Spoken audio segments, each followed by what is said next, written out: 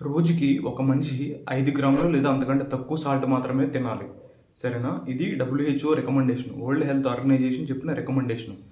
So, ఇంతకంటే ఎక్కువగా తింటే ఏమవుతుంది అనంటే బీపీ పెరుగుతది, అవన్నీ అందరికీ తెలిసిందే. బట్ వన్ మోర్ థింగ్ చెప్తున్నాను. ఇది కిడ్నీస్‌కి చాలా చాలా ఇంపార్టెంట్. తీసుకోవాల్సిన దానికంటే ఎక్కువ తీసుకున్నప్పుడు ఈ ఎక్సెస్ సోడియం ఏదైతే ఉంటుందో, మీరు తీసుకునే సాల్ట్‌లో నుంచి ఎక్కువ సోడియం ఏదైతే ఉంటుందో అది యూరిన్ ద్వారానే కదా ఎక్స్‌క్రీట్ అవ్వాలి.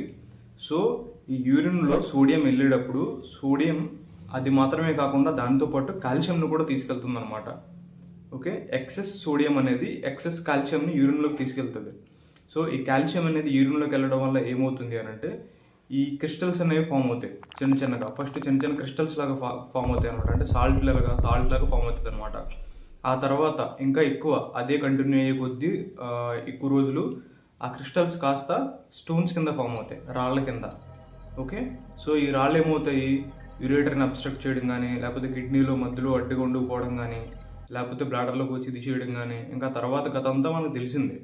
సో, కాబట్టి ఇది గుర్తుపెట్టుకోండి, రోజుకి 5 గ్రాముల కంటే ఎక్కువ సాల్ట్ అనేది తీసుకోవద్దు. ఓకే. అది ఇంక్లూడింగ్ మీరు కూరల్లో వేసుకునేది కానీ, లేదా పైన దేంట్లోనైనా టాపింగ్లు వేసుకునేది కానీ అన్నీ కలిపి 5 గ్రాముల కంటే ఎక్కువ తీసుకోవద్దు. కిడ్నీ స్టోన్స్ అనేవి తెచ్చుకోవద్దు. Stay healthy, stay safe.